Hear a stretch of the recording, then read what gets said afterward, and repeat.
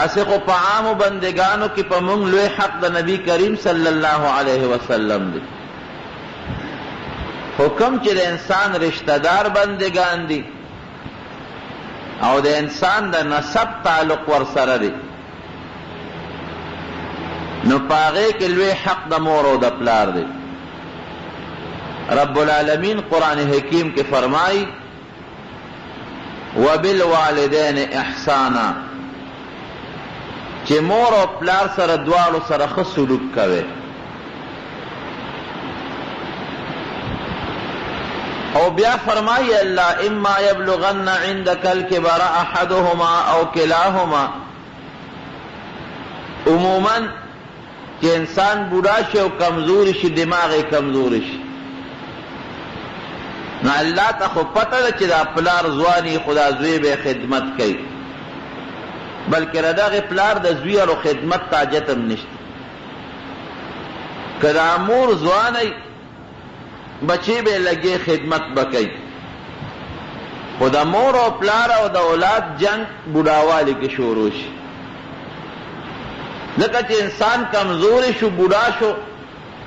لکہ سنگ کے رد اللہ سنخ پہ لقی لاس او خپی ظاہر کار نہ کئی غاخون کمزور شی اوزی سترگ کمزور شی غوگون کمزور شی ملے کمزور شی ٹیٹش دغرنگی رد زڑاو دا دماغم کمزور شی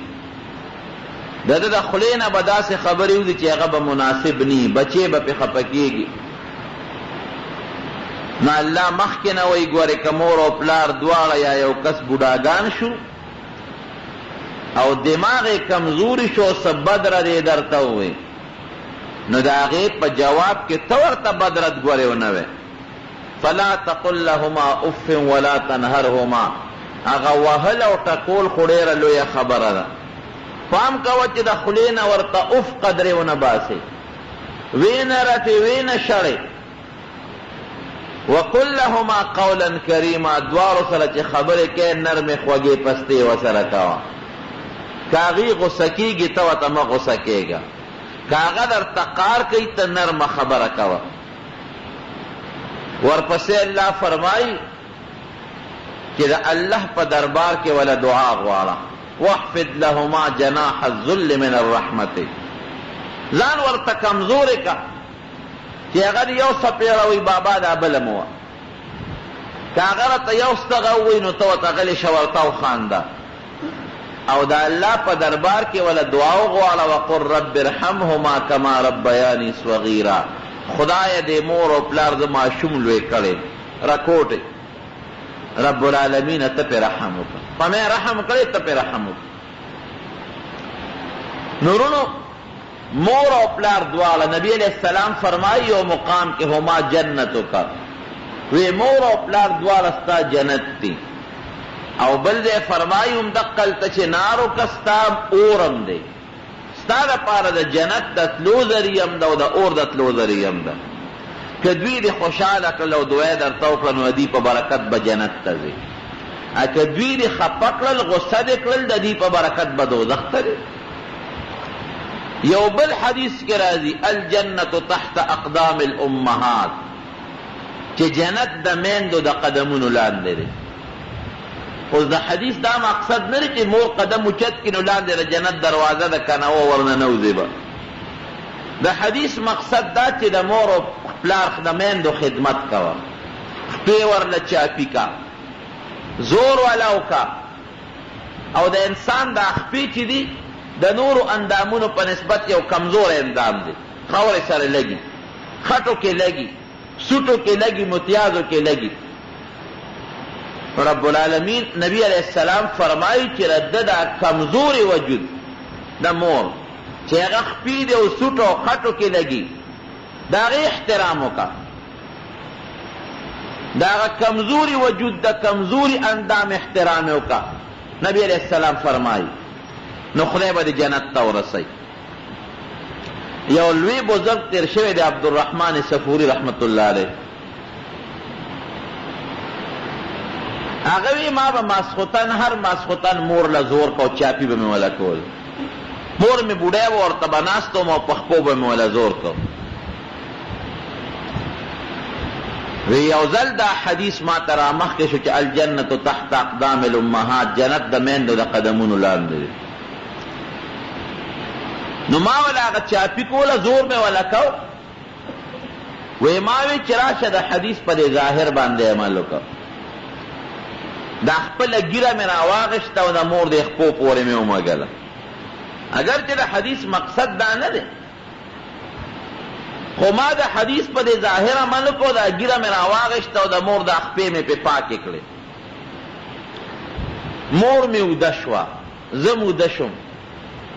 سار چراغ درس تا یو شاگرد ورتوی وی سید بیگا میں پا خوب کی لی دے اوڑے خشتا خوب کی ملی دے وی سنگ دی لی دے ام پا خوب کے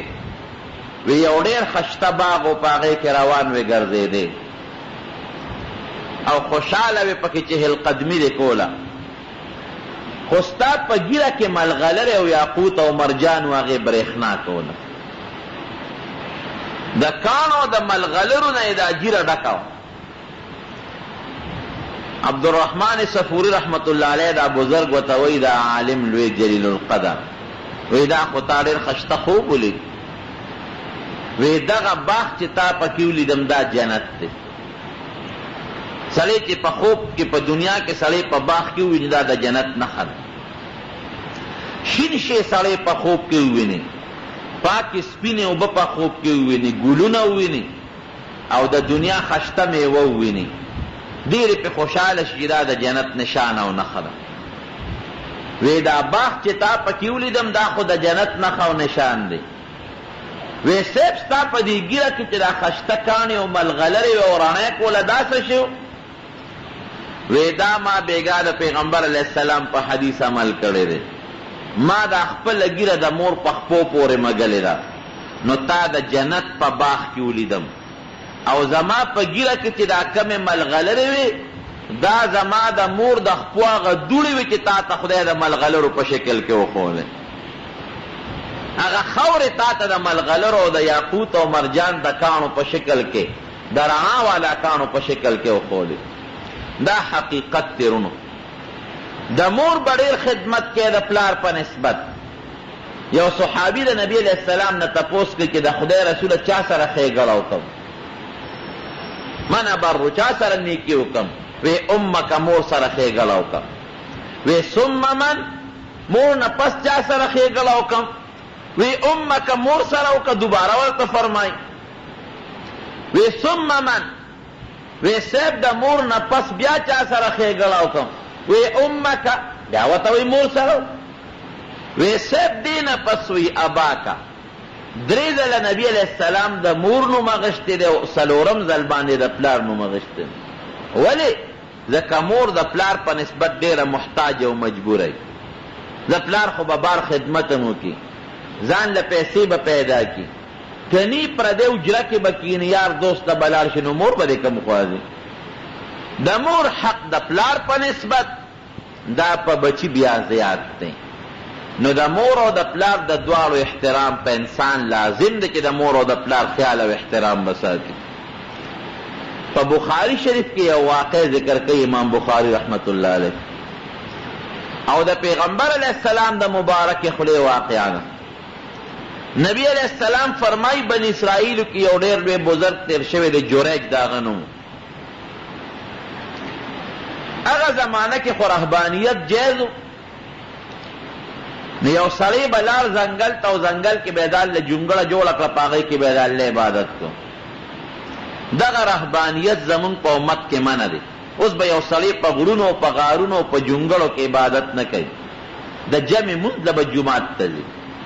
کزان لے اوزے کی یو سڑی لگیا دے عبادت کی او دا جمع مند فوت کی گی اگا عبادت کی دمرا کمال نشتا لکا سمرا کمال کی دا جمع پر ایمان ذکر دے. لیکن اگا زمانہ کی خورہبانیت جیزو لوی بزرگی بداوچی او سڑی با زنگل تلالو پٹ با جنگل کے ناستو دا خود عبادت پہ کم یا غار کے بدیرو دا اللہ عبادت پہ کم. نبی کریم صلی اللہ علیہ وسلم فرمائی یوزل و تمور آوازو اے جوریج یا جوریج دی خواراشا دپا دے اڑک کے سوچو کہ چیز دا خدای منزو کم او کمور لورشم یو خوا مور آواز کوي بل خوا الله ته ولاړې. ګوره د دنیا کار نو الله ته ولاړو. زه یروي مور له به وروسته ورشم د خدای دا مونځ پکار دی. مونځ باندې ولاړ دی، مور ورته بیا آواز وکړي ای جوړېجه دې خوا راشه. بیا دې پړه کې سوچ کوي چې مونځ وکړم او که دې مور له ورشم. زه یروي د خدای حق مخکې د مور سره به ګورو. د مورې سخت ضرورت و، دا نفل خو د وروسته هم کولی شي. په درېیم ځل ورته بیا مور آواز وکړي ای جوړېجه دې خوا راشه. بیا دې پړه کې وایي چې یاره دا مونځ د خدای حق دی، دا مونځ به وکړم، مور به خپل کار کوي. مور ورته خیرې وکړئ. وی جوړېجه اله د خدای مړ که چې خدای د زناکارو ښځو مخونه درته وښیي. مطلب دا چې خدای دې بدنام. یو نیک سړی چې د زناکارې ښځې مخ ته ګوري خدا د بدنامۍ خبره. مور ته لاړه. هغه علاقه کې ګوره د دیندارو خلکو خو د دنیا دشمنان نه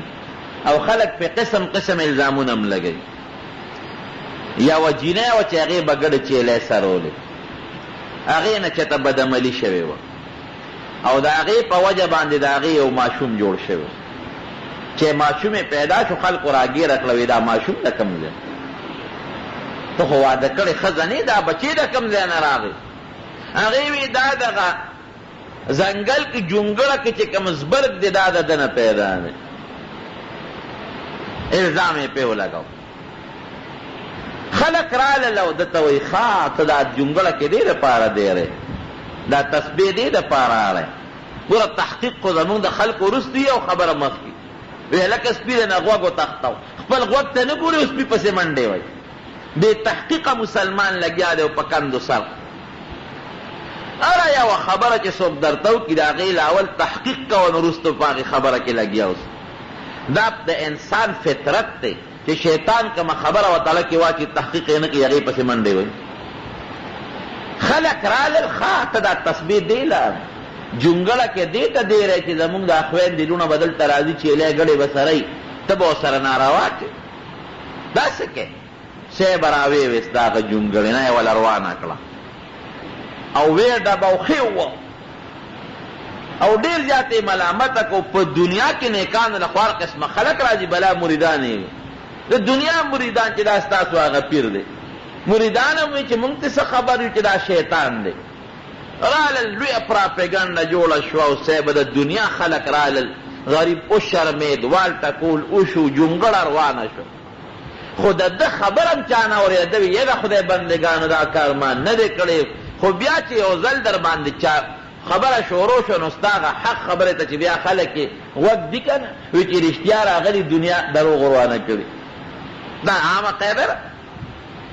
دی وایي د خدای بدبختو ده ما خبره خو واوری که نه. یو هوښیار سړی پکې وی هغه وی لکه رښتیا دی وی ما اورېده د خبره وهی دی به څه وایي خو وي به چې زه پاک یم که نه. اخر یو هوښیار سړی وی یاره ته خبره خو ته واوری چې دی څه وایي. وی څه وی ته؟ وی ما دا غلطي او دا ګناه نه ده کړې، بې ځایه یم زما بېعزتي وکړه او زه مشرمولم. ولې نه ده کړې دا ښځه چې وایي وی را ماشوم راولی. ګوره دا نبي کریم صلی الله علیه وسلم فرمایي په بخاري شریف کې حدیث وی دا ماشوم راولی دومره د لوی پایې بزرګ اخوا دې خوا عبادت گزار نه دی، دومره د لوی درجې خاوند د کرامت او د لوی عظمت خاوند راولی دا ماشوم. چې ماشوم یې راوست جوریج ته تپوس کوي من ابوکه پلار دې څوک دی؟ وایه شابه بچې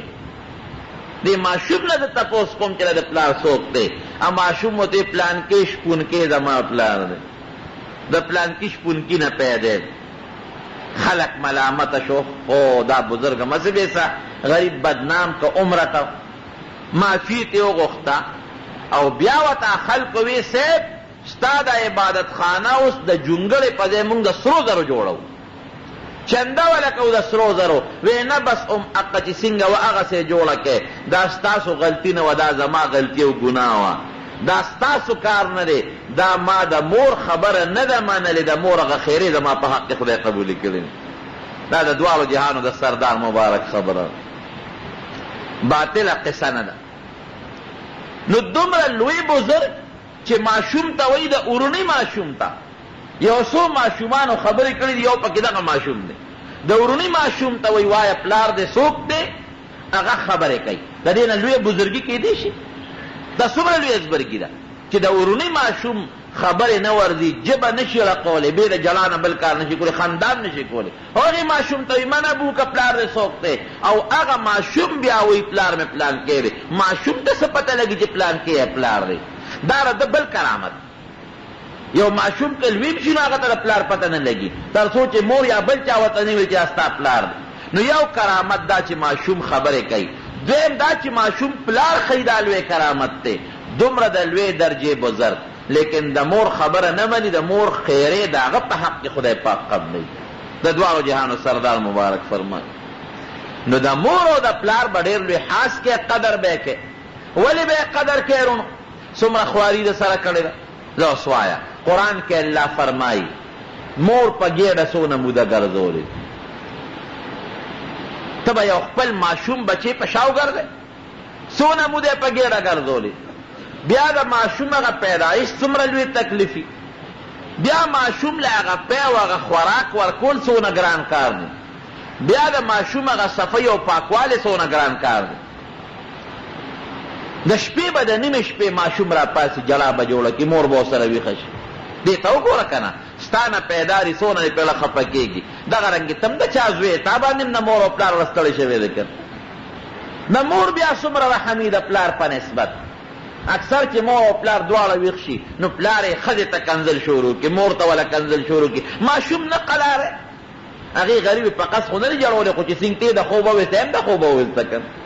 پلار څونه غوبل جوړ کړي. ماشوم دې په جړا کو دی جړو، مونږ پې د خوبه وباسې، دې نه قلاره غصه شي ورته څپېړه دویم وایي. نو دا د مور غلطي ده، د ښځې غلطي شوه. دې د خوبه ویسته، هغې هم د خوبه وویسته. هغه به مور را پاسي په نیمه شپه کې هغه ماشوم متیازو له بوځي، وی وینځي، جامې ورته واچوي، رانجه مانجه او خوشبویي پې پورې کړي، او بیا ورسره خاندي، خوشحالېږي، خوب ته خپل یېري. د پلار د ماشوم د بولو نه نفرتي، پلار د ماشوم او دسماتې له ګوتې نه وړي، او مور ولا هغه او دسماتې په خپلو لاسونو باندې وینځي. دومره خیال او دومره ګزاره کوي د مور د دې بچي سره. بیا چې کله د پیو نه پرې کوي هغه څومره تکلیفي په مور. بیا چې دې ماشوم دې مور سره یې څونه غم او څونه فکر دی، پلار سره یې دونه فکر نه لکه څومره فکر یې چې مور سره. ټیک د پلار هم لګیا د خدمت کوي. دا حرام او حلال چې را جمع کوي دا څوک را جمع کوي؟ دا پلار را جمع کوي. منډې سر د شپې منډه او د ورځې منډه، کله یو خوا کله بل خوا. پلار د بار خدمت کوي او مور ولا د کور خدمت کوي د بچي لپاره. د دې وجې نه رب العالمین د مور او پلار حق په بچي باندې ایښی دی. دا د مور او پلار حق دی چې پوره کوي. یو تابعي تېر شوی دی خیر التابعین، او په مشکات شریف کې په دې اخیري ابوابو کې د هغه ذکر دی. اویس قرني رحمت الله علیه نبی کریم صلی الله علیه وسلم یو ځل په خپله فرمایي، وی په یمن کې یو سړی دی، قرن قبیله کې اویس د هغه نوم دی، او ډېر غوره انسان دی او بهترین انسان دی، لوی شخصیت دی. یو صحابي ورته وایي چې د خدای رسوله دومره نیک بزرګ شخصیت دی، لوی شخصیت دی، دې ستا ملاقات له ولې نه راځي؟ چې د پیغمبر علیه السلام ملاقات ته راغلی وی خو صحابي به ته جوړ شوی و. د صحابي خو ډېره لویه مرتبه د دنیا ټول تابعین او بزرګان او عالمان چې یو ځای کې د صحابي د خپو دوړې ته نه رسي. وی چې دومره لوی ده، نیکو خاوند دی او ډېر لوی سړی دی، نو دې ستا ملاقات له د خدای رسوله ولې نه راځي؟ وی د مور د خدمت د وجې نه زما ملاقات له نشي راتلی. بوډۍ مور یې ده او د هغه خپلې مور خدمت کوي، په دې وجې نه ما ملاقات له نه راځي. یو صحابي د پیغمبر علیه السلام نه تپوس وکړ، وی د ده نښه سره او پیژنګلو یې څه ده؟ وی اویس یې نوم دی او په یمن کې د قرن قبیلې اوسېدونکی دی، او دی نښه ده چې د دواړو اولو په منځ کې یا په دې مټ باندې به د برس د برګي یو نښه به یو نشان به، او مستجاب الدعوات ته چې څوک ورغی و هغه لپاره دعا وغوښته نو خدای پاک به دعا قبوله کړي، د هغه په حق کې به خدای دعا قبوله کړي. او پیغمبر علیه السلام یو وصیت هم وکړ، د نبی علیہ السلام یو چپن وقت دا چوغه چې ورته تاسو وایي مبارکه وی که د چا ملاقات د سره وشو د ما دا چپن ولا ورکړي. د نبی علیہ السلام د وفات نه پس د یو څو صحابو ملاقات ورسره شوی. د ده په علاقه کې تپوس وکړه دلته څوک اویس شته په دې قرن قبیله کې وی او یو سړی د اوښان سری او د اوښانو سرولو والا سړی د ځنګل ته ځي راځي چې د دې ورسره ملاقات وشو خبرې اترې ورسره وشو په هغه صفت چې کوم صفت نبي کریم صلی الله علیه وسلم بیان کړی. بیا ته دا صحابي تپوس کوي وی ستا د پیغمبر علیه السلام سره ډېر محبت دی وی ته ملاقات له ولې نه راتلې؟ وی ډېر زیات د نبی علیه السلام د ملاقات په ارمان. وی زما زړه کې بل یو ارمان نشته، د جنت ارمان زما په زړه کې دومره نشته لکه څومره ارمان چې زما په زړه کې د نبی علیه السلام د ملاقات دی. ولې نه راتلې؟ وی زما بوډۍ مور او د هغې د خدمت ته وجه د هغې بل څوکونه چې د هغې خدمت ته مې پرېښی ځکه نه یم درغلی. د دې صحابي په زړه کې دا خبره هسې تېره شوه چې یاره د مور خدمت څه دومره لویه خبره خو نه ده. وی ستاسو دی ورته وایي وی ستاسو د نبي علیه السلام سره محبت او مینه وه؟ د صحابه ورته وایي وی یو ډېره زیاته. وی د هغې څه نښه او څه دلیل دی؟ وی د هغې دا دلیل دی چې مونږ د هغه په حضور کې ډېر جهادونه کړي دي او د پیغمبر علیه السلام په اشاره مونږ خپل سرونه قربان کړي دي. واقعي دا لوی محبت. وی یو تپوس ته نه کو د نبی علیه السلام د احد په غزا کې په جهاد کې کم غاښ مبارک مات شوی دی؟ کم غاښ یې زخمی شوی دی؟ کم اوتی دی؟ کم مبارک غاښ مات شوی دی؟ هغې صحابو ته دا پته نه لګېده، د دې نه نو خبر. انسان دې پته ورته نه لګي. وی ستاسو خو عجیبه محبت دی د پیغمبر علیه السلام سره، د خپل محبوب د غاښ نه هم نه یې خبر چې کم غاښ یې مات شوی دی؟ وی قسم می دی چې کله زه خبر شم چې د نبی علیه السلام په یو جهاد کې غاښ مبارک شهید شو او مات شو، وی ما وی چې ښه د نبی علیه السلام په مبارکه خوله کې به غاښ نه و زما په خوله کې به نو ما وی دا غاښ به نو مې ویسته. بیا مې وی هسې نه چې دا بل مې وویسته. بیا مې وی هسې نه چې دا بل غاښ د نبی علیه السلام نی او زما وی د ځان نه مې دا 22 واړه غاښونه ایستي وي. دا راته یقین سره پته نه وه چې د نبی علیه السلام کم غاښ وتی دی نو ما ورپسې دا ټول غاښونه وویستل. دغه مې د حضور پاک سره محبت او مینه. لیکن نبی کریم صلی الله علیه وسلم د ده متعلق فرمایي صفت یې کوي او وی ولې نه راځي ماله؟ د مور د خدمت ته وجه. یو حدیث کې دی اگر چې د حدیث زمونږ د علماو په نزد داسې ډېر د اوچتې درجې نه دی او د فضائلو باب کې بیا هم کافي دی چې نبی علیه السلام یو پیشنګویي ورکړې ده چې د به عبادت پټ کا پټ هېڅوک یې نه دي خبر کړی د خپل عبادت نه سوا د فرض مونځ نه باقي عبادت د ده چا نه دي لیدي. ډېر خفیه او پټ به د خدای عبادت کو. وی د هغې به والا الله یو صله او اجر ورکوي. د قیامت په ورځ به خدای د ده په شکل فرشتې جوړوي، په زرګونو فرشتې، او دی به د هغې فرشتو په صف کې دننه کې او جنت ته به داخل. دا ټول فضیلتونه چې د ده متعلق راځي دا فقط د مور د خدمت ته وجه. حضرت ابو هریره رضی الله عنه چې د نبی علیه السلام صحابي دی، ګوره د دین مسله دا ده چې د یو انسان مور او پلار که کافر مې دی به خیال ساتي. مسلمان خو لویه خبره، د کافر مور او پلار خدمت به هم کې خیال به ساتي. او زمونږ د فقه یو کتاب د شامی هغې یو جزیه لیکلې ده، وایي که یو سړي مور او پلار کافر او ګرجې ته ځي نو بوځې به نه، خو که دوی ګرجې ته تلي عبادت لا او د راتلو نی نو د پشی د ګرجې نه راوړی شي، لاړ شه ورسره د هغه ګرجې نه یې په شا راوړه. بوځی مه دی کفر عبادت لا چې ځي په خپله به دې کوي چې ما بوځه وی نه بوځم، په دې د خدای نه نیسي. خو که دې تلي او د راتلو نی نو پشی د عبادت خانې نه د هغه کفر د عبادت خانې نه یې په شا راوړی شي. نو د ابو هریره رضی الله عنه مور و کافره وه، دې خو صحابي دی د نبي علیه السلام، نو هغې به هر وخت دی وهه. چې کور ته به ورغی هغې به پې څپېړې را کېښود یو څو څپېړې به و او په دې به یې وخت چې تاولې د پلار نیکه دین پرېښی دی واپس کافر شي. حضرت ابو هریره رضی الله عنه دا چټک و صحابو کې چې یو ځل ایمان ورننوت خو هغه ایمان و که نه. یو ځل کور ته لاړ او مور ته ورمخامخ شو. چې ورمخامخ شو مور ورته یو څو څپېړې ورکړې. داسې وخت چې دې ته په ژړا راووته او مور ورپسې د کوره راووته. ودرېږه وایي چې برابر دی کم. حضرت ابو هریره رضی الله عنه مشر سړی دی ته مخکې دی مور ورپسې نه کوتک ورپسې مور راغښتې دی او د مدینې منورې په کوڅو کې دې منډې وایي. دی مخکې دی مور ورپسې ده او جالي راغی نبی کریم صلی الله علیه وسلم ته. پیغمبر علیه السلام په مسجد نبوي مبارک کې ناست دی. وی د خدای رسوله زما د مور په حق ته ولې دعا نه کې چې خدای زما مور مسلمانه کړي. هر وخت مې کنځي رټي مې وی مې اوس یې بیا ووالم او د کور نه راپسې را روانه ده خو کمزوري بوډۍ ده او د ځوان یې رامنډه مې کړې دغه د جي را روانه ده چې نبی علیه السلام وکتل مور سره یې غټ کوتک په لاس کې دی او را روانه ده جومات ته ورپسې راځي. وی خدای د خدای رسوله ګیله مې ده در چې دعا وکړه خو د نبی علیه السلام د مبارک خولې دعا و فورا د عرش سره ډغره وواله. مور سره کوتک ته چې جومات ته رانږدې شوه کوتک یې وغورځو.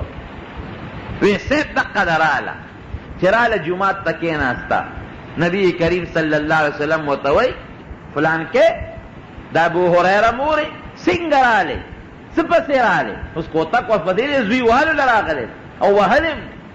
د ابو هریره مورې څنګه رالی څه پسې رالی. وی د خدای رسول اسلام لرالم ما ته ایمان وښایه.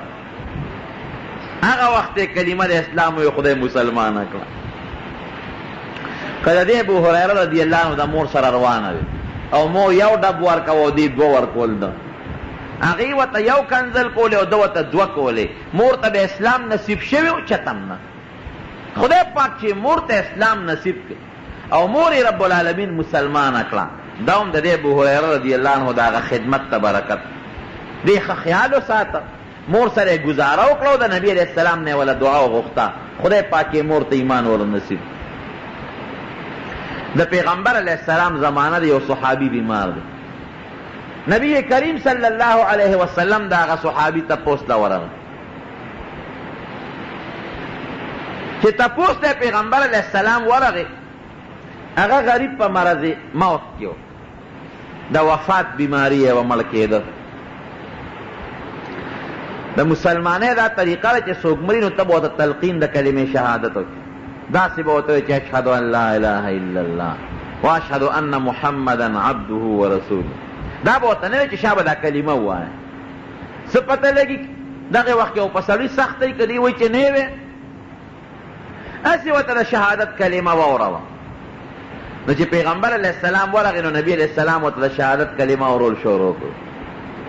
د هغه پې ژبه نه خوځېده. نبی علیہ السلام بار بار د شهادت دا کلمه ورته وایي د هغه پې ژبه نه خوځي. نبی کریم صلی الله علیه وسلم ډېر هوښیار شخصیت. تپوس یې کوي دې سړي څه ګناه کړې ده او ډېره خطرناکه ګناه یې کړې ده. ځکه زه ورته د شهادت کلمه وایم چې نبی علیه السلام یو ځای راشي خو شیطان هم تښتي. زه د شهادت کلمه ورته وایم او د ده پې ژبه نه خوځي. تپوس وکړې دنه یو خطرناکه سنګینه ګناه شوې ده چې د مور نه یې وله تپوس وکړه نو مور یې وی او یو ګناه ته شوې ده هغه ده چې زما ډېره زیاته بېعزتي کړې ده. د واده نه مخکې ما سره ډېر ښه او ډېر جوړ و زما به یې خیال ساته خو چې کله یې واده وکړه نو زما بېعزتي کوي. اوس ما وحیده ښځې دپاره ما ته کنځل او ستغې سپورې کوي ما نه دی بخلی ما ورته د خپل حق نه دی بخلی. پیغمبر علیه السلام ولا هغه مور ته سفارش وکړه چې ګوره زه درته سفارش کوم او دا بچی دی وبخ. وی د خدای رسول الله مې نه غواړي ما سره ډېر ظلم او ډېر زیاتې کړی دی او دا حقیقت دی. ګورې بعضې سړي ډېر ښه سړي وي خو چې واده وکړي نو په بل طرف شي بیا د مور او پلار او د هېڅ چا هم خیال نه ساتي. زموږ مولوي صاحب د خدای وبخي هغه به وی چې سړی واده وکړي که نه بیا مور اله او خور بله او ښځه نعمت د خدای تعالی. مور او خور اله او بلا شي او ښځه د خدای نعمت شي. بیا ټیک ته د ښځې خپل حق دی پته د هغې به خپل خیال ساتئ او د مور او د پلار ګورې خپل حق داسې به هم نه کوي چې د مور او پلار دپاره د ښځې خیال نه ساتئ او ښځې سره ظلم کوي دا هم غټه ګناه ده بعضې خلک بیا داسې کوي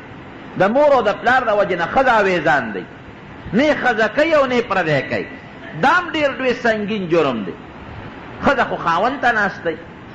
مور او پلار یې پرېښي د خاوند د لاس لاندې چې دی پې څه کوي نو ورسره کولی شي نو په ښځه به هم ظلم نه کوي ګورې ښځې کمزوري څیز دی پیغمبر علیه السلام فرمایي دا ښځې د خدای په حکم ستا په عقد کې راغلی دي نو که دې سره هم ظلم وکړه د قیامت پر ورځ بیا درنه خدای تپوس کوي د ښځې به هم خیال ساتئ بعضې مور او پلار هم قمقه دي په بېځایه خبرو به زوی راټینګ کړي شا به دا ښځه دې ووهم لمسون به ورته کوي شیطانت به ورته کوي د ښځې باندې به ظلم کوي نه داسې دې هم نه کوي مورې که ستا څه حق وي ما ته وایه بابا که ستا څه حق وي ما ته وایه هغه به کوم او ښځه زما لاس ته ناسته را دي غریب دی کور کې څوک دي د هغې به خپل حق ساتم مور له به جدا جوړه راوړئ ښځې له به جدا راوړئ مور له به جدا خوراک راوړئ ښځې له به جدا خوراک راوړئ ښځې سره به هم ظلم نه کوي هغه تا ته محتاجه ده چې ته پې څه کوې ورسره کولی شي نو دنیا کې خو به ورسره ته ظلم وکړي لیکن لوی خدای دې په سر ولاړ دی د قیامت پر ورځ به دنه خدای پاک د هغه ښځې بیا تپوس کوي د ښځې دپاره به د مور او پلار بېعزتي نه کوي او د مور او پلار دپاره به د خپلې ښځې بېعزتي نه کوي د دواړو خپل مناسب حق دی او د هغې به پوره خیال ساتي یو مسله کې دا راځي که مور او پلار درته ووایي چې ښځه پرېږده نو پرېږدې به لیکن هغه علما لیکي هغه وخت کې چې ګناه د ښځې وي دا ښځه ستا د مور او پلار نافرماني کوي او دا ښځه تا د مور او پلار حق ته نه پرېږدي که ته د دې ښځې خیال ساتې او د دې سره ګزاره کوې د مور او پلار نه عاق کېږي مور او پلار دې عاق کوي او بخي دی نه د مور او پلار حق تلفي ده نه کېږي بلکل جوړه نه کېږي ته ډېره ګزاره کوې خو نه کېږي ښځه دې جدا که د مور او پلار نه د مور او پلار جدا خیال ساته او د ښځې جدا ساته او که دا ښځه دې ډېره شیطانه بل کار یې نه بې دې نه چې ستا د مور په سر او د پلار په سر درته غیبت کوي او د مور او پلار نه دې زړه تورئ نو بیا دغه ښځه لر کوه خوشې کوه که داسې نه ګزاره په یو کور کې کېږي نو کوه که په یو کور کې نه کېږي د ښځې در باندې دا حق ده چې کور به ورته جدا کوې ځان له کور او کوټه والا ورکه د ښځې خپل خیال ساته او د مور او پلار خپل خیال ساته زمونږ د پښتنو خدا یو مزاج دی که چې وادي نه کړې نو مور او پلار په سر ګرځئ بابا ته خو زما پلار یې که نه ستا په ما ډېر لوی حق دی مورې ستا دپاره به زه سل او زر ښځې خو قربان کړم ښځه سي مور او پلار نه پیدا کېږي ښځې د روپۍ شل دا خبرې به کوي ښځه لالي دي نه چې ښځه وویني که نه نو مور بیا سپی شي او پلار سپی شي بیا کوتک به پسې راوالي او دربی یې بیا دا حقیقت دی ګوره دا راته زه خپل چې شمدید واقعات بیانوم قسم دې ما د ښځې م راغلي دي یو وخت کې داسې یو بوډۍ ښځه مې ولیده یو بوډۍ چې داسې دا کونټۍ ورسره وه داسې دا کونټۍ او په ټیټه ملا روانه وه چوکه ورسره وه امساو په ټیټه ملا روانه وه ما ته ویې استاد خیر دی ترورې څه چل دی وی ته ما ته وګوره چې مې ورته وکتل دا لاسونه یې تړلي دې نه یې ټوکړې تاو کړې وې ټوکړې او دا لاسونه یې وینې وینې دا څه چل دی ترورې درز یې خوړلی دی وی دا هغه ظالمو والم زوی والې وه راوی پر ظلم را باندې لپې وخېجولې او دا ټول وجود یې راله وینې وینې کړی الله اکبر مې دا بوډۍ مور دې له خو چې اسم د چا لاس نه ورځي دا دومره که دا خپله مور نی او پردی مور یو څه ظلم به در سره وکړي خو یو دوه خبرې به یې درته کړي که والې خو دې نه شي کنځلې خو دې نه شي ظالمه دومره ظلم دی وکړه سر او دقسې یو بوډا بابا هم راله راغلی دی زمونږ د دې علاقې ته یقین وکړه چې لاسونه او اندامونه یې وینې وینې لاس او اندام یې وینې وینې او ما له راغلی دی چې زوی والم ولې والې بس وی والم او یې په خوله یې راله وینې را ماتې کړې دي په خوله سپینګیرې پلار دومره زمونږ خلکو کې حیا نشته چې پلار به بیا د ګیرې نه نیسي سنت سیز ګیره د پیغمبر سنت د هغې نه به پلار راونیسي او سپینګیرې پلار بدبخته دا خو که ته د شرمخ خړه ستا په اړه کې وې شرمخ نو هم به پلار لا چا ګوتې ورنشي مولوي صاحب د خدای پاک وبخښي هغه یو قصه کوله یو سړی یادو هغه سړی مړ دی ما ته خولی دی او هغه پلار یې مړ دی شته دی نه وی زمونږ دلته کې دی زوړ کور سره خوا کې چې د خپل کوره راووتم یو سړی دی او د پلار په سینه د پاسه ناست دی یقین وکوئ لټې والا ورکوي او د دې ګیرې نه پلار نیولی دی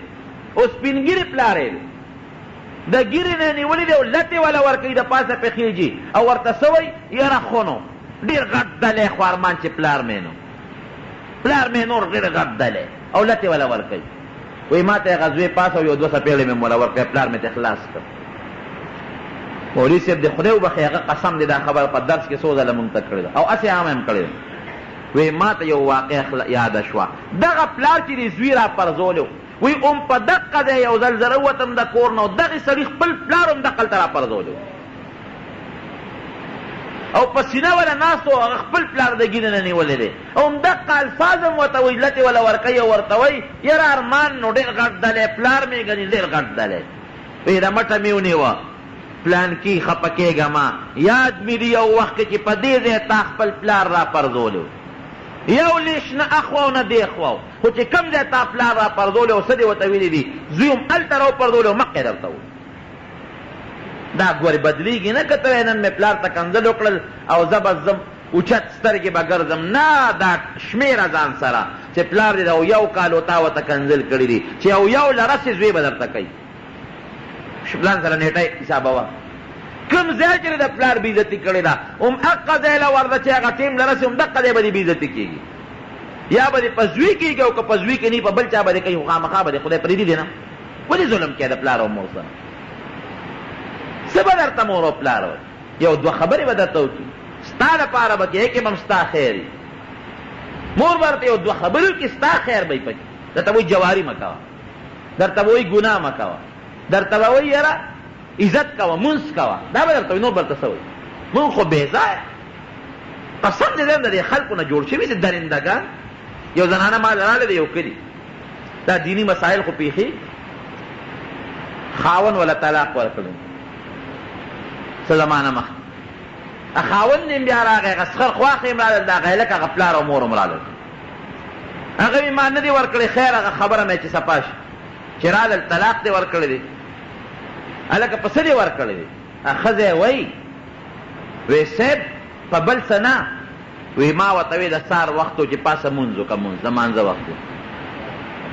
مانځله مې دا بدبخته پاسه و چې مونځ وکړه نو د ما ته درې کاڼې راوغورځول طلاق یې راله راځي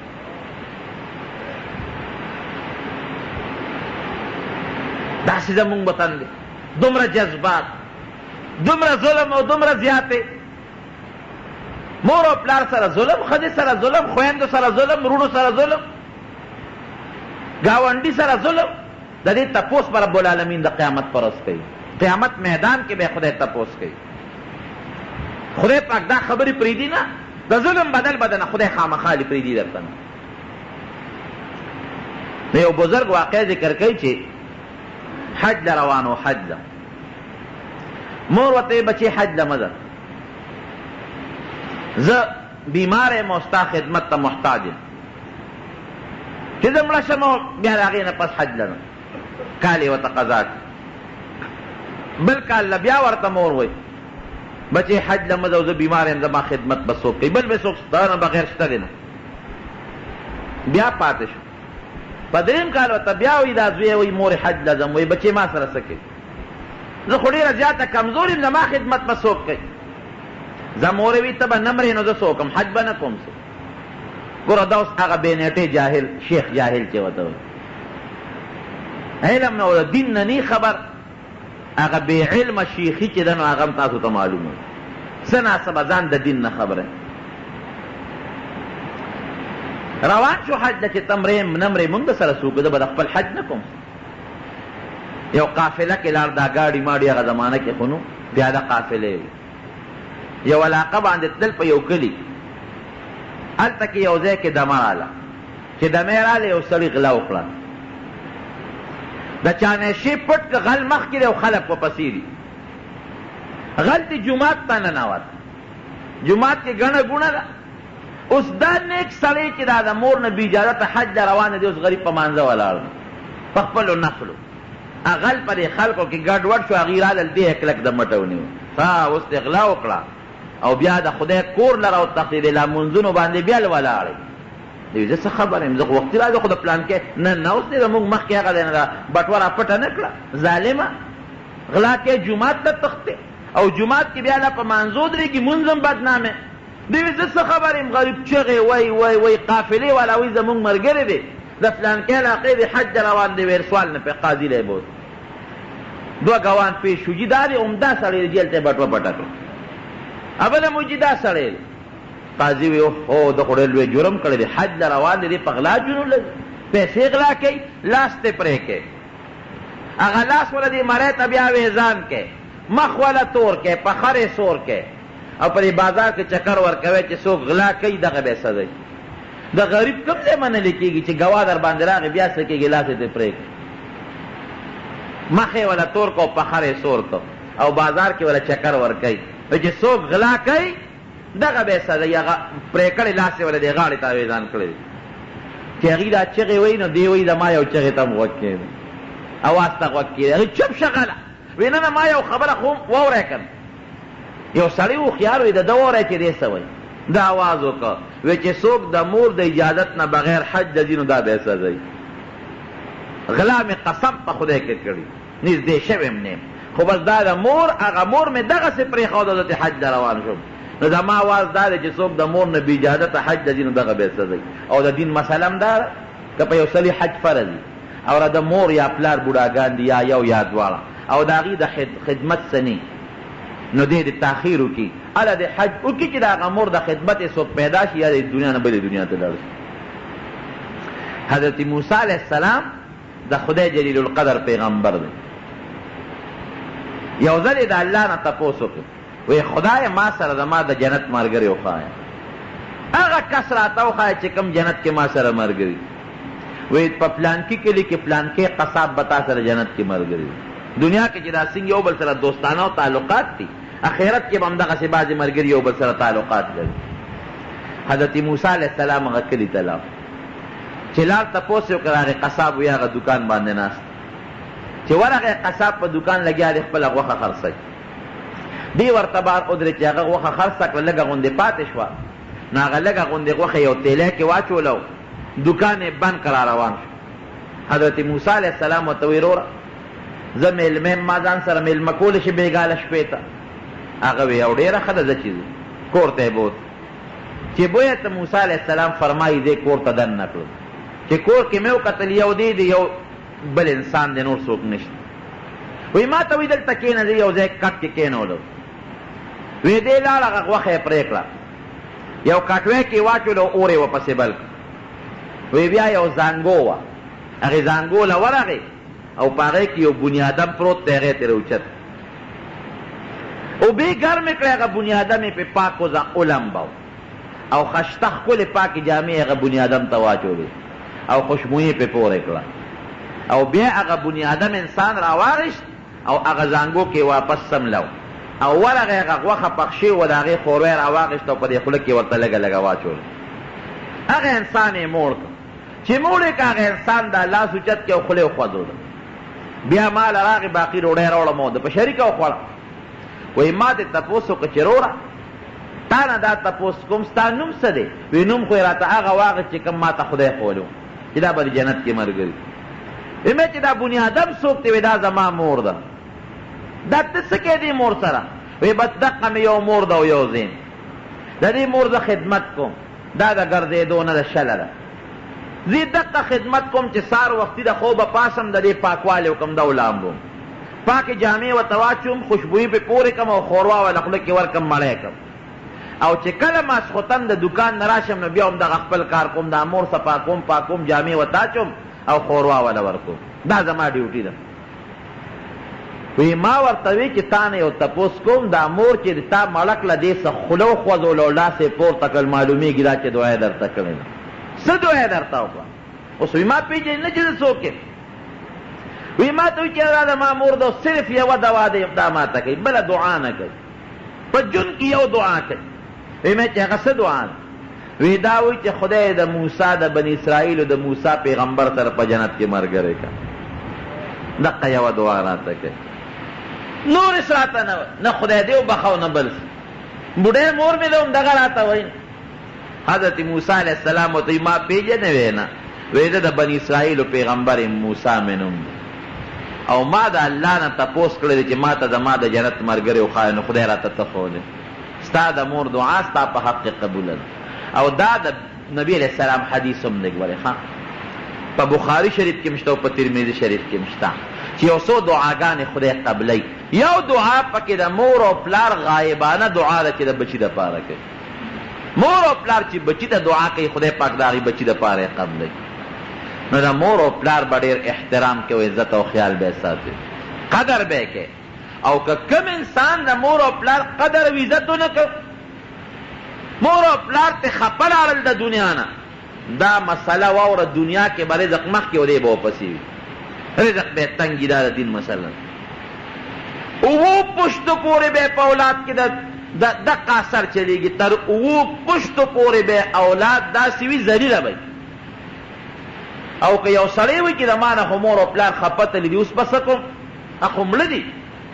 د دین مسله دا ده چې قبر لدې ولا بار بار دي قبر لدې ولا ډېر دي او د خدای په دربار کې دعاګانې ولا غواړي دعا دې ولا غواړي قبر لدې ځي خیرات او صدقه دې کوي مور پلار پسې د هغې ثواب بخي د هغې حقوق نه به یې خدای وساتي یو بله مسله واوره بعضې وخت مور او پلار بچي سره زیاتې او ظلم کوي یو بچی دی دو زامن دی یو سړي مثلا یو مالدار دی او بل غریب دی مالدار د مور او پلار ښه خیال ساتي هغه غریب یې هغسې خیال نشي ساتلی نو مور او پلار ظلم کوي دی غریب زوی ته خیرې کوي دا هم یاد وساته که بې ځایه دی بچي ته خیرې وکړي د قیامت پر ورځ به خدای تا نه تپوس کوي دا به نه وی چې ملا صاحب خو نن تقریر وکړو د مور او پلار حق یې بیان کړ او زوی پسې ونښلې زوی سره ظلم او زیاتې شروع کړي انګور سره ظلم او زیاتې شروع کړي تا نه به خدای تپوس کوي که بچي سره د بې ځایه ظلم د قیامت لویه ورځ شته اوس که مثلا یو سړی دی هغه د خپل مور او پلار ښه قدر او ښه خیال ساتي ښه عزت یې کوي ښه خیال یې ساتي او ښه قدر یې کوي او دا مور ظلم کوي دا پلار ظلم کوي او هسې ورته وایي چې ما نه یې بخلې ما عاق کړی نو په دې ګورې بچی نه عاق کېږي ښه په دې مسله ځان پوهېږي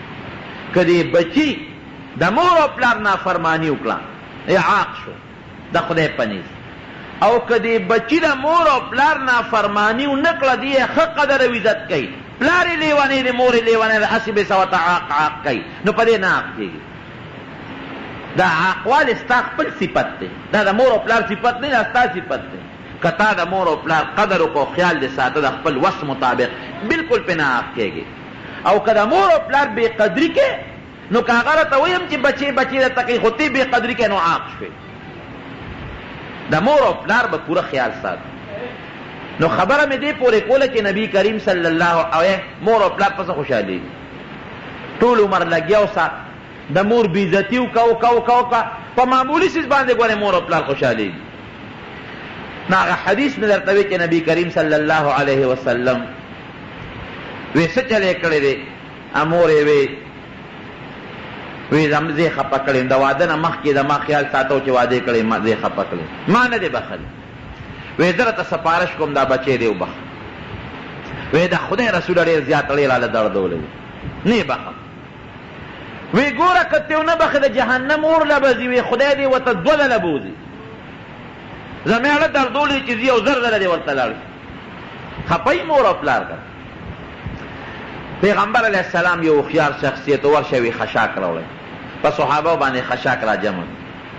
چې خشاک یې را جمع که مور ورته وایي څه کوې پې وی دا بچی دې سوځوم په دې اور کې ولې سوځی صاحب نو وی تا نه دي بخلې خو چې اوس یې سترګې پټې شي نیغ په نیغه دې اور له روان دی که نه د دې نه خطرناک او سخت اور له روان دی نو د ده دا عذاب درته لږ په سترګو ښیم چې کم اور لري چې یو پوټې ته د خپل بچی هم لږ په اور کې ووینې که نه مور بیا هم موري وی ښه اور نه به ځي وی او وی دا د خدای رسول او مې بخه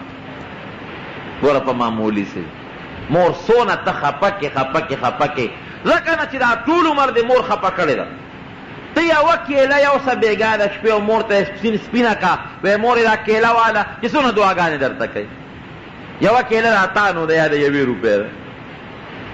یو بیکاره غوندې سیب والا سخا والا سخا او مور له یو سوی مور دا مې دله راوړی دی یقین وکړه په خپله به یې ونه خورې او ستا په بچو به یې وخوري وګورئ تجربه وکړئ تاسو مور او پلار له میوه یو څه په خپله به یې نه خوري او ستا په بچو به یې خوري په لږ څیز مور او پلار خوشحالېږي ماسخوتن ورته کښېنه لږ زور وله وکړه چاپي وله وکړه مور سره کښېنه لږه چاپي وله وکړه او د 1 روپۍ یوه کیله وله سپینه کو مور له ورکړه مور یې نه دا واله هغه نیمه سخا کیله وله ورکړه ته ګوره ټوله شپه به پاسې او بچي ته به دعاګانې کوي دا د مور او پلار رحمي پړه کې او ردي خو نن تمه ده مولانا روم صاحب رحمت الله علیه یو واقع لیکلې ده و یو ځای کې یو سړی او پلار ورسره ناست و دا پلار یې بوډا د سپینګري دې زوی ته وایي وایي داسې مخامخ په دیوال د پاس یو کارغه ناست دا پلار وایي دې زوی ته بچې داسې دي وی کارغه دی وی بچې څه دي وی کارغه بیا ورته وایي وی بچې څه دي وی کارغه دی که غوسه شو دا پلار غلی شو وی بچی دا په دیوال څه دي وی په سترګو ړوند خو نه یې 20 ځله مې درته وی کارغه دی که نه پلار ورته وی بچې ستا نه مخکې مالي دی خو چې دلته کېناستو نو ما ته یو واقع را یاده شوه وی دقسې ته زما په غېږ کې وې ماشوم وې او یو کارغه راغی په دیوال کېناست او تا ما ته بابا دا څه دي ما وی کارغه دی بیا دې وی بابا څه دي ما وی کارغه دی او تا څو ځله ما نه تپوس وکړو چې تا به وی بابا څه دي نو ما به دله خوله ښکلوله خوشحالېدم چې زوی ما سره خبرې کوي او نن که مې د 4 ځل نه د نه زیات تپوس کوو نو کوتک ته دې ګوتې کولو دا حقیقت دی ګوره څومره ګزاره مور او پلار د بچي سره کوي او بچې پې څونه رحم کوي بې د کوتک نه بل څیز لاس کې نه چې ورشي بار به یارانو دوستانو سره ګپې شپې به یو خندا خوندي به خو چې مور او پلار ته وګوري زمرې به یې د برېتو نه تړلي حدیث کې څه راځي د پیغمبر علیه السلام خبره او منع دی کې هم خیر دی وی چې کوم انسان کور ته ننوت او مور ته یا پلار ته په خوشحاله نظر داسې وکتل داسې د خوشحاله نظر باندې خدای پاک یو روایت کې د حج ذکر دی بلکې د حج او د عمرې الله به په یو نظر دی بچي لا چې دا مور او پلار ته په خوشحاله نظر وکتل په دې یو نظر به له خدای د قبول شوي حج او د عمرې ثواب ورکړي څومره لوی اجر دی پکې یو نظر باندې موږ څه چل کوو بار به خوشحاله یو خو چې مور ته وګورو تندې به م راتریو کړي و تا غریبانو کوټې ته وتل چې پلار ته وګورو تندې به م ورته 15 ګونجي کړي غریبانه روان شي لاره دې زمانې تهذیب والا مخلوق تعلیم یافته مخلوق چې دا غټ تعلیم والی د هغه چې میلمانه راشي صاحبه بابا غریب یې ګیا لتلی دی او پنډې راوړی دی کور کې غورځولی دی جامې یې شلېدلې دي دا څوک و دا پنډ کې دا زمونږ د میخو مزدور دی بیا په هغه خپل پلار شرمېږي پلار ته وایي پلار ورته وایي بچې ستا دفتر کم دی بابا ته کښېنه هلته ته څه کوې مه راځه شرمېږي په هغه پلار چې ورسره په مجلس کې کښېنې دا خو عامې خبرې دي مونږ ته پته ده په هغه خپل پلار په پلار ولې شرمېږي په پلار چې کوم زوی شرمېږي دا حرمونه دي دا سیل نه دی په مور چې کوم بچې شرمېږي دا حرمونه دی سیل نه دی د مور او پلار به قدر کې عزت به کې احترام به کې لاسونه وله ښکل کا ته ګوره دنیا به در پسې و ته به ترې مخکې منډې وې دنیا به دې مخې خیرت به دې مخې مور او پلار درته دعاګانې کوي ستا لپاره دې نه جنت بل نشته د دواړو جهانو د سردار مبارک وینا ده زما خبره نه ده نو ډېر خیال ساتئ او ډېر عزت کوئ د مور او پلار او که د مور او پلار قدر او عزت مو نه کړ دنیا کې به رزق مخکې ته به واپسې روزي به دې په قسمت کې نه او آخرت خو یې ډېره تبې خدای پاک دې مونږ ټول لا دې توفیق راکړي چې د مور او پلار خدمت